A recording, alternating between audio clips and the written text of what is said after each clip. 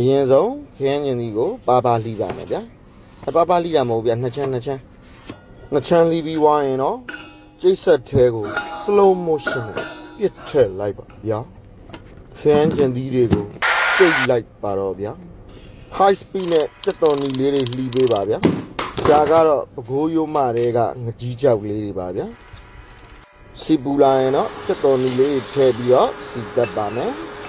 ရောင်တင်မှုံလေးထည့်ပါမယ်ပီလေးနဲ့ငယ်ထည့်ပြီးတဲ့နောက်မှာတော့ဒီကြောက်ကလေးတွေထည့်လိုက်ပါ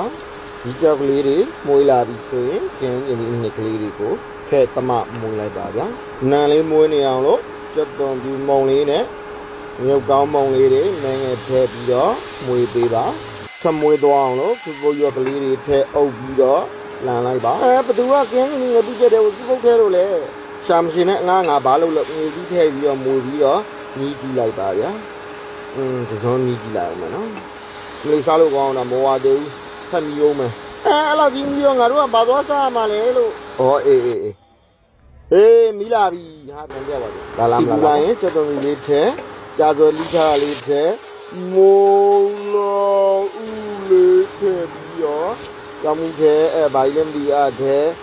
ပြီးတော့စက်တော်ပြူမုံနည်းနည်းလေးဖြန်းရုပ်ကောင်းမုံလေးနည်းနည်းဖြန်းခရူးစီလေးလောင်းထဲစားထဲမွေပြီးတော့မီကောင်းနေအားကောင်းနေမီလာပြီစောက်ပလုတ်တော့ဘာကြီးတော့ sorry logo နဲ့မှားထည့်မိလိုက်တာအခုမှဒါ logo